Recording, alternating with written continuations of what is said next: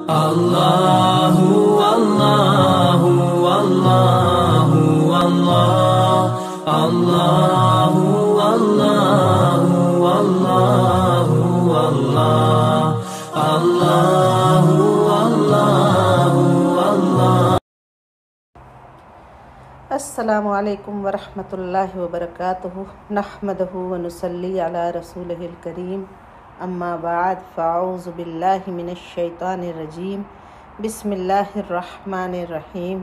رب اشرح لی صدری ویسر لی امری واحلل عقدۃ من لسانی یفقہوا قولی، رب زدنی علما رب زدنی علما رب زدنی علما والحقنی بالصالحین، اللہم فقہنا فی الدین، اللہم فقہنا فی الدین، اللہم فقہنا فی الدین۔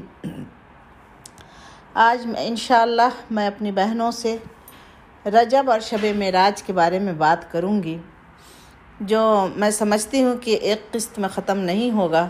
انشاءاللہ تعالی روز اس کی دو چار جو جتنی بھی قسط ہو سکے گی اس میں کہہ کے میں اپنی بات جو ڈاکٹر فرحت ہاشمی کے توسط سے ہے آپ تک پہنچانے کی کوشش کروں گی۔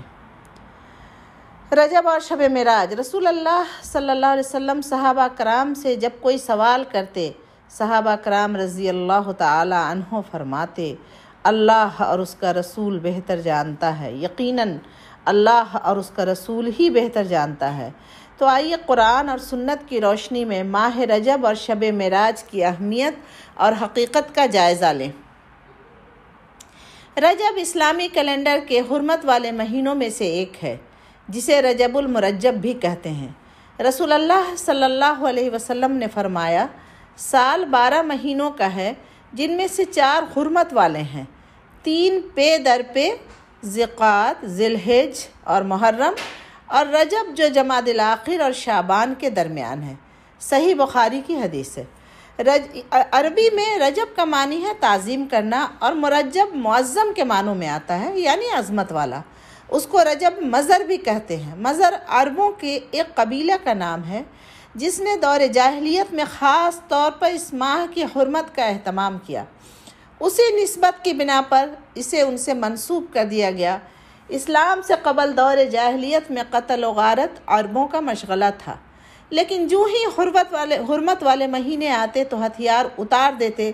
لہٰذا رجب کے بارے میں قبل اسلام جاہلی عرب کہا کرتے تھے، رجب وہ ہے جو تیز ہتھیاروں کو اتار دیتا ہے، یعنی رجب منسل السنہ۔ بہقی کی روایت میں آتا ہے کہ جاہل لوگ ان مہینوں کا احترام کرتے، خصوصاً رجب کا، اور اس میں جنگ نہ کرتے اور بتوں کے نام پر جانوروں کی قربانی کرتے، لیکن اسلام نے اس ماہ میں کسی خاص عبادت کا کوئی حکم نہیں دیا۔ تاہم گزرتے ہوئے وقت کے ساتھ اس ماہ میں عبادت کے مندرجہ ذیل طریقے رائج پا گئے، جیسے قربانی کا اہتمام۔ اس ماہ میں کچھ لوگ قربانی کرتے ہیں جو کہ دور جاہلیت کی رسم ہے۔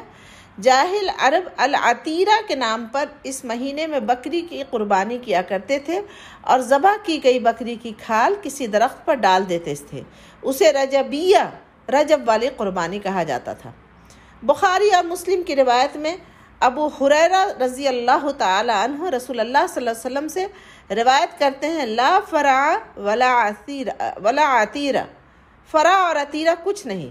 اونٹنی کا پہلا بچہ جو بتوں کے نام پر ذبح کیا جاتا فرع کہلاتا تھا۔ دوسری چیز، خصوصی نماز کا اہتمام۔ بعض لوگ اس ماہ میں خصوصی نماز صلاۃ الرغائب پڑھتے ہیں۔ رجب کے پہلے جمعہ کی رات کو 12 رکعت 6 سلام سے پڑھی جاتی ہے، جس میں سورہ اخلاص کے بعد ہر رکعت میں 3 مرتبہ سورۃ القدر پڑھی جاتی ہے۔ یہ بدعت 4 صدی میں شروع ہوئی، جس کی کوئی اصلیت نہیں ہے۔ امام ابن تمیمہ لکھتے ہیں کہ تمام علماء نے اجماع کے ساتھ اس نماز کو موضوع یعنی من گڑھت قرار دیا ہے۔ عمرہ کا اہتمام، لوگ اس ماہ میں خصوصی طور پر عمرہ کا اہتمام بھی کرتے ہیں، جبکہ قرآن اور حدیث سے اس بات کا کوئی ثبوت نہیں ملتا کہ آپ صلی اللہ علیہ وسلم نے اس ماہ میں عمرہ ادا کیا ہو، بلکہ حضرت عائشہ رضی اللہ تعالی عنہا نے ایک موقع پر اس کی تردید بھی کی ہے۔ عروہ بن زبیر سے روایت ہے کہ میں نے عائشہ سے اس کے بارے میں سوال پوچھا تو فرمایا معتمر رسول اللہ صلی اللہ علیہ وسلم فی رجب قطن، رسول اللہ صلی اللہ علیہ وسلم نے رجب میں کبھی بھی عمرہ ادا نہ فرمایا۔ صحیح بخاری کی حدیث ہے۔ روزوں کا اہتمام، بعض لوگ اس ماہ میں خصوصی روزوں کا اہتمام کرتے ہیں۔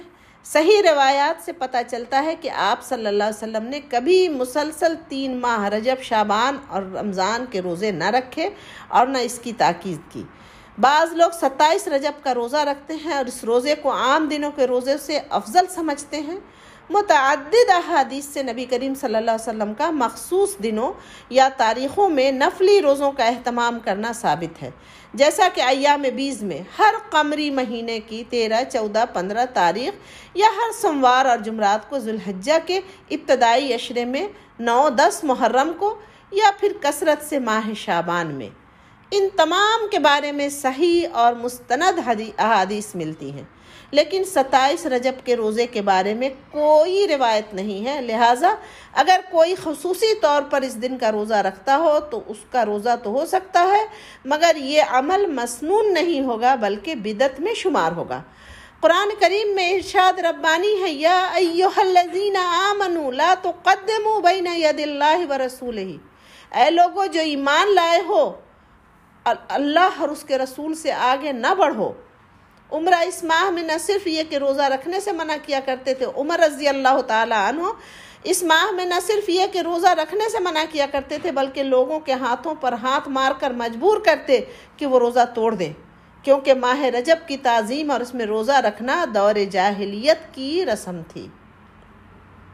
البتہ اگر کوئی شخص بطور عادت ہر ماہ چاند کی 13، 14 اور 15 تاریخ یا پیر اور جمعرات کو رکھتا ہے تو اس ماہ میں بھی رکھ سکتا ہے۔ 22 رجب کے کنڈوں کا اہتمام، 22 رجب کو کنڈے بھرنا بطور رسم رواج پا چکا ہے۔ اس رسم میں کسی منت کے پورا ہونے پر حلوہ، پوری اور کھیر وغیرہ پکائی جاتی ہے۔ تاریخ کے مطالعہ سے یہ بات سامنے آتی ہے کہ اس رسم کی ابتدا 1906 میں امیر مینائی کے خاندان سے ہوئی، جو ہندوستان کے شہر سے تعلق رکھتا تھا۔ اس رسم کا مقصد امام جعفر کی رضی اللہ تعالی عنہ کی روح کو ایصال ثواب پہنچانا تھا۔ حالانکہ اس بات کا تعین نہیں ہو سکا کہ مذکورہ امام کی پیدائش یا وفات ماہ رجب میں ہوئی تھی۔ اسلام میں کسی بھی برگزیدہ شخصیت کی پیدائش کے دن خوشی منانے یا خصوصی صدقہ و خیرات کرنے کی کوئی گنجائش نہیں ہے۔ علاوہ ازیں کنڈوں کا نہ قرآن و سنت میں ذکر ہے، نہ ہی صحابہ کرام، تابعین یا تبع تابعین کے زمانے میں اس کا کوئی اصل ثبوت ملتا ہے۔ انشاءاللہ تعالی اگلی قسط میں آپ سے پھر بات کروں گی۔ اس کا سلسلہ دوسری قسط کے حوالے سے چلے گا۔ جب تک کے لیے رکھیے اپنا خوب خیال اور مجھے دیجیے اجازت۔ سبحان اللہ و بحمدہ، سبحانک اللہم و بحمدک، نشہد ان لا الہ الا انت، نستغفرک و نتوب الیک۔ اللہ اکبر، اللہ اکبر، اللہ اکبر، وللہ الحمد۔